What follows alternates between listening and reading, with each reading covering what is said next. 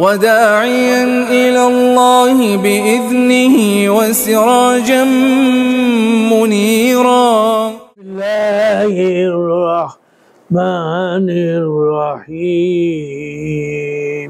السلام عليكم ورحمة الله وبركاته. একদল মৌলবী মাওলানা ওলামা ইয়াজিদের কে অনেক সাফাই দিয়ে থাকে, কিন্তু কোন ইতিহাসের মাধ্যমে তারা বলে তা প্রকাশ করে না। আজকে আমি ইয়াজিদি অত্যাচারের প্রতিক্রিয়া সম্পর্কে আলোচনা করব। সম্মানিত ভাই ও বোনেরা, যে যেখানে আছো মনোযোগ দিয়ে শোনো। ইয়াজিদ চলে বলে কুটো কৌশলে ক্ষমতার মসনদ আঁকড়ে থাকার চেষ্টা করে, কিন্তু জনগণ তার ক্ষমতা গ্রহণে অসন্তুষ্ট ছিল। অতঃপর গণ অসন্তোষ গণ বিদ্রোহের আকার ধারণ করে ইয়াজিদ হযরত হুসাইন রাদিয়াল্লাহু আনহুকে কারবালায় শহীদ করেও পরিত্রাণ পায়নি। মদিনাবাসীরা প্রতিনিধি দল দামেস্কে পাঠিয়ে তদন্ত করিয়ে ইয়াজিদের পাপাচারের কথা জানতে পারেন। হযরত আব্দুল্লাহ ইবনে হানজালা গাসিলে মালাইকা রাদিয়াল্লাহু আনহু প্রতিনিধি দলের প্রধান ছিলেন। ইয়াজিদ প্রতিনিধি দলকে উপঢৌকনের নামে ঘুষ দেওয়ার পথ অবলম্বন করে।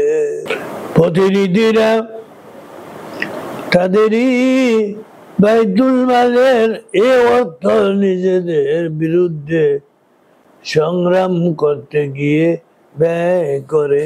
হযরত হানজালার পুত্র হযরত আব্দুল্লাহ বলেন যে ইয়াজিদের এত পাপাচার তাদের চোখে পড়ে যে তাহলে আসমান থেকে হয়তো তাদের প্রতি পাথর বর্ষিত হতো। তারিখুল খুলাফার 205 নম্বর পৃষ্ঠায় হযরত আব্দুল্লাহ ইবনে হানজালা থেকে বর্ণিত। তিনি বলেন, ওয়াল্লাহি মা খারাজতু আলা ইয়াজিদিন হাত্তা খাফানা আন নারমিয়ু বিল হিজারতি মিনাস সামাই আন্নাহু রাজুলুন ইয়ানকিহু উম্মাহাতুল আওলাদি ওয়াল বানাতি ওয়াল আহওয়াতি ওয়া ইয়াশরাবুল খামরা ওয়া ইয়াদুস সালাতা। হযরত আব্দুল্লাহ ইবনে হানজালা থেকে বর্ণিত, তিনি বলেন, আল্লাহর কসম করে বলি, ইয়াজিদের বিরুদ্ধে তখনই আমি বিদ্রোহ করি যখন আকাশ থেকে আমাদের উপর পাথর বর্ষণের ভয় অনুভব করি।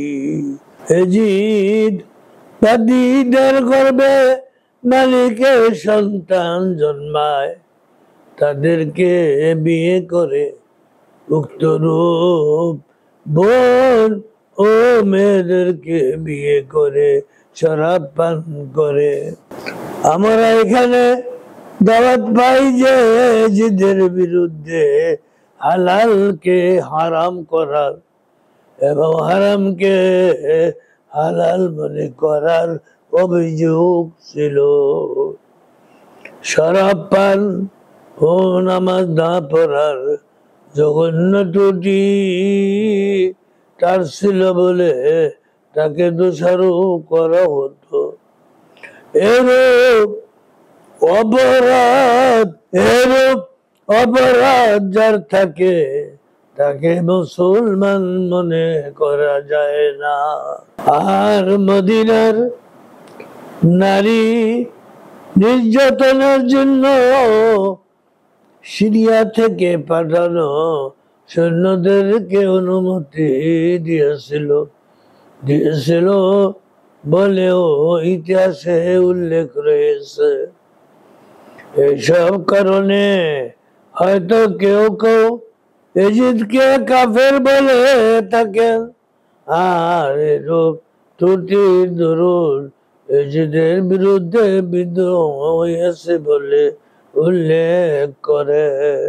তারিকুল খুলাফার 205 নম্বর পৃষ্ঠায় আল্লামা জাহাবি বলেন, قال النبي لما فعل يزيد بأهل المدينة ما فعل مع شربه الحمراء وإتيانه المنكرات شد عليه الناس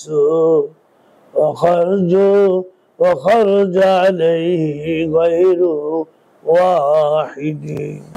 মদিনাবাসীদের সাথে জিদ যে চতুষ্পচার করেছে তা দেখে তার মদ পান ও পাপাচারে লিপ্ত দেখার পর লোকেরা তার প্রতি বিদ্রুপ হয়ে ওঠে এবং তার বিরুদ্ধে একাধিক ব্যক্তি বিদ্রোহ করে।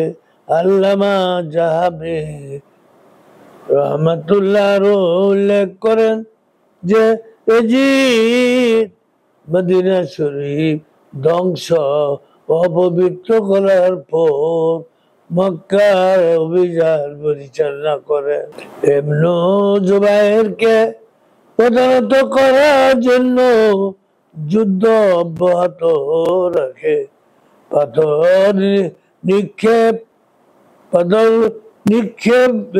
নিক্ষেপ যন্ত্রের সাহায্যে কাবাঘরে আঘাত হানে, কাবাঘরের গিলাফে আগুন ধরিয়ে দেয়, কাবাঘরের দেওয়ালে ভাঙ্গন ধরায়, ছাদে ফাটল সৃষ্টি করে। ইসমাইল আলাইহিস সালামের বদলে কোরবানিকৃত মেষের শিং এতে জ্বলে যায়। এসব হলো এজিদের আমলের কৃতিত্ব। কোন কাফেরও কাবা ঘরে আগুন ধরিয়ে দেয়নি, এজিদ তা করেছে। আখিরু দাওয়ানা আনিল হামদুলিল্লাহি রাব্বিল আলামিন।